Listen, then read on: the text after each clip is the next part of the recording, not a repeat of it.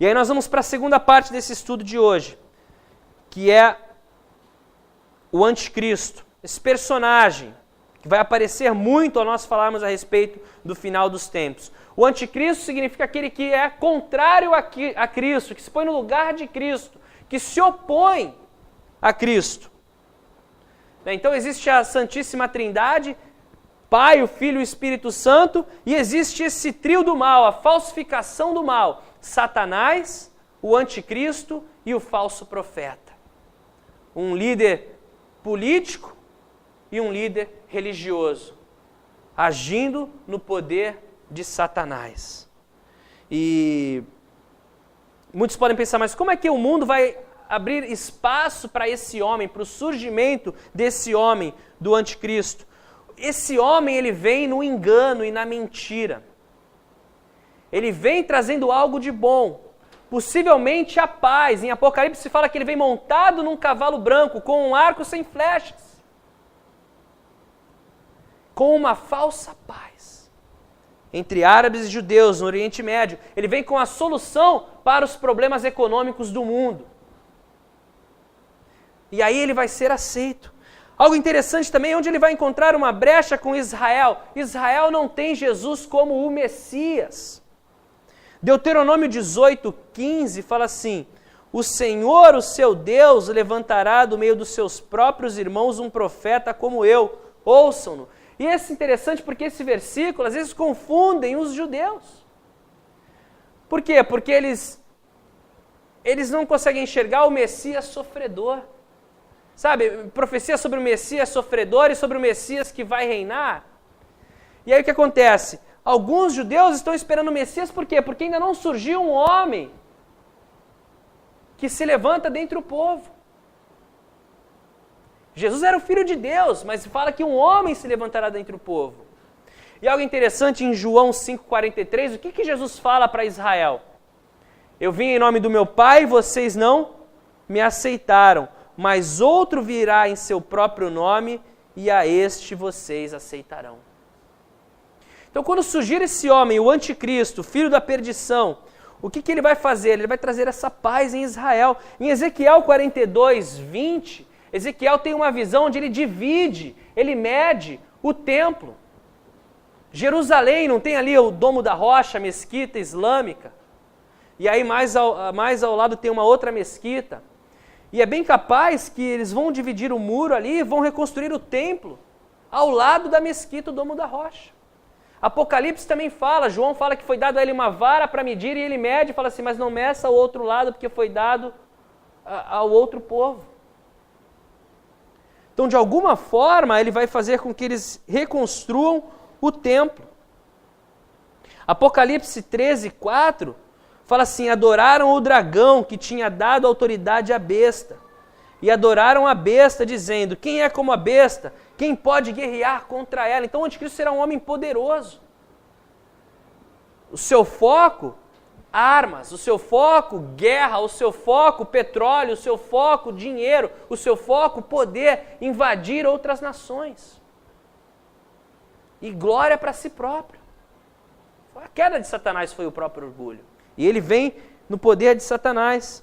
E uma outra coisa que ele vai fazer, então estamos falando sobre os feitos do anticristo quando ele vier. Apocalipse 13:16 e 17 fala assim, também obrigou todos, pequenos e grandes, ricos e pobres, livres e escravos, a receberem certa marca na mão direita ou na testa, para que ninguém pudesse comprar nem vender, a não ser quem tivesse a marca, que é o nome da besta ou o número do seu nome. Então, de alguma forma, o anticristo vai introduzir no sistema nosso econômico alguma maneira de, possivelmente um microchip, eu não sei, mas é possível, é o que muitos falam, mas diz que se a pessoa não tiver aquilo implantado na sua mão direita ou na sua testa, possivelmente na testa para as crianças e os adultos na mão direita, a pessoa não vai poder comprar ou vender nem fazer nenhuma transação financeira.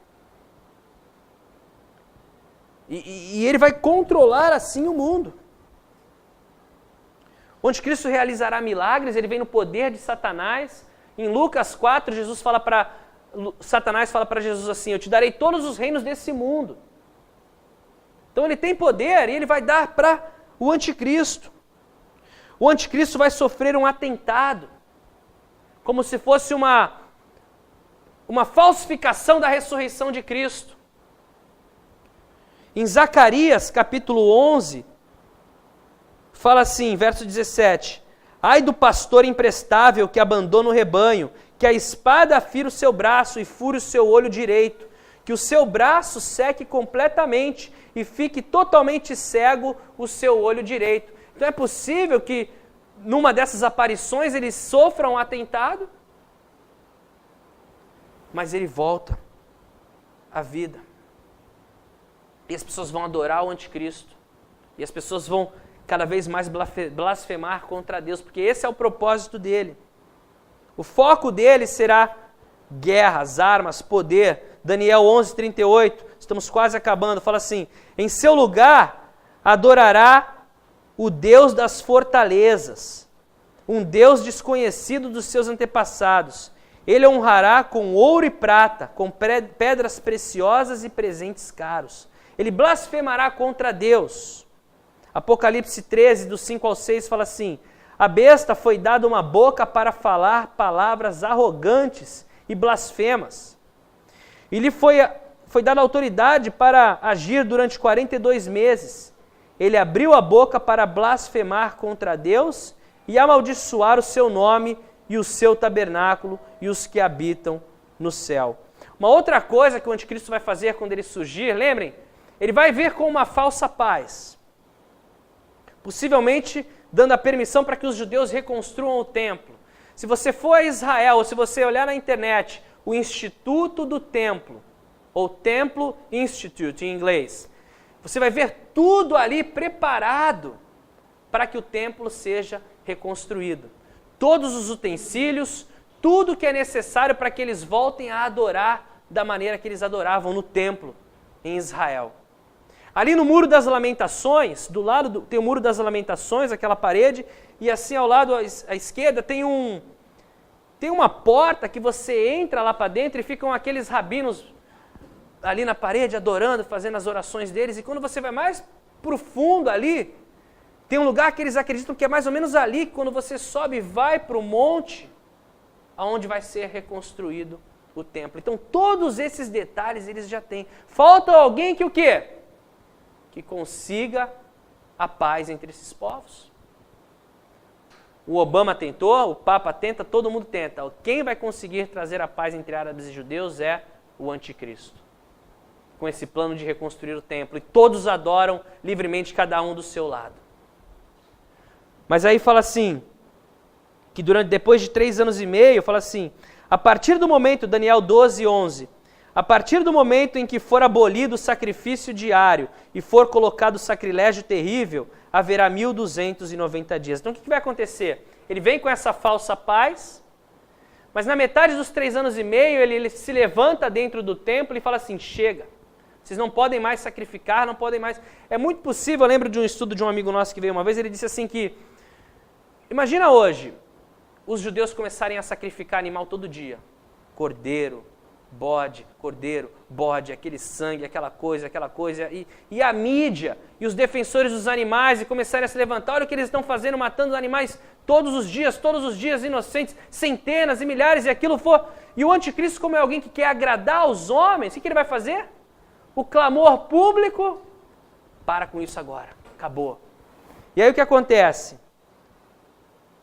A abominação que causa a desolação, a destruição que fala em Mateus 24. E fala assim, quando vocês virem o sacrilégio terrível, do qual falou o profeta Daniel, no lugar santo, é quando ele vai profanar o templo. E aí ele vai começar a perseguir novamente os judeus. E eles vão achar, poxa, esse cara que nós achávamos que era o nosso Messias, profanou o templo e agora está contra nós. Aí é quando você lê lá na palavra, ai das grávidas, ore para que a sua fuga não seja no sábado, se você esquecer alguma coisa no telhado, não volte para buscar, fuja. Que serão dias difíceis.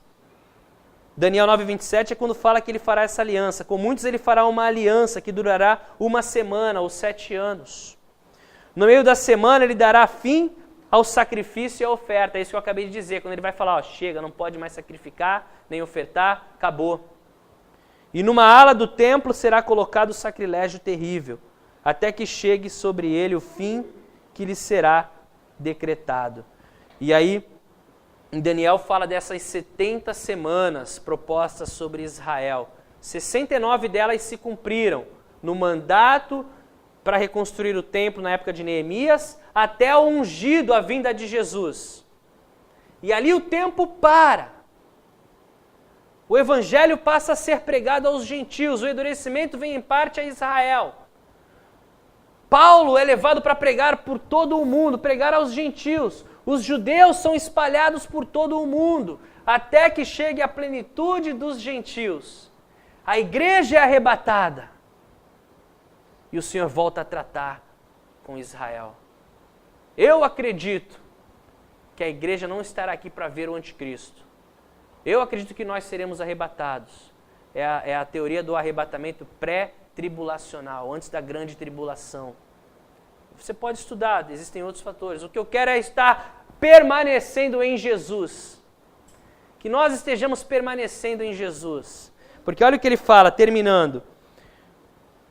Lucas 21, 28. Quando começarem a acontecer essas coisas, levantem-se e ergam a cabeça, porque está próxima a redenção de vocês. E aí mais uns versículos, Lucas 21, do 34 ao 36. Tenham cuidado para não sobrecarregar o coração de vocês com libertinagem. Cuidado para não viverem no mundo, na carne. Bebedeira e ansiedades da vida. E aquele dia venha sobre vocês inesperadamente, porque ele virá sobre todos os que vivem na face de toda a terra. Estejam sempre atentos e orem para que vocês possam escapar de tudo o que está para acontecer e estar de pé diante do Filho do Homem. Então que esses estudos que nós faremos depois do retiro, vamos continuar com a segunda parte, seja para que nós possamos enxergar o momento em que nós vivemos, para que possamos erguer as nossas cabeças e purificarmos os nossos corações, porque a nossa redenção se aproxima. O mundo que nós vivemos é um mundo terrível, é um mundo de dor, é um mundo de sofrimento, nós temos medo de sair na rua, porque a violência impera, o inimigo impera. Mas maior é aquele que está em nós do que aquele que está no mundo. E que os nossos olhos estejam em Jesus. Se Deus é por nós, quem será contra nós? A nação de Israel está aí. Nós estamos vivendo isso, somos essa geração que está vendo essas coisas. E que possamos ser usados por Deus para fazer a diferença. O Senhor fez com que você nascesse nessa época para usar a sua vida para que você faça a diferença para o reino de Deus. E não perca essa oportunidade. Talvez não havia época melhor para se nascer do que nessa agora.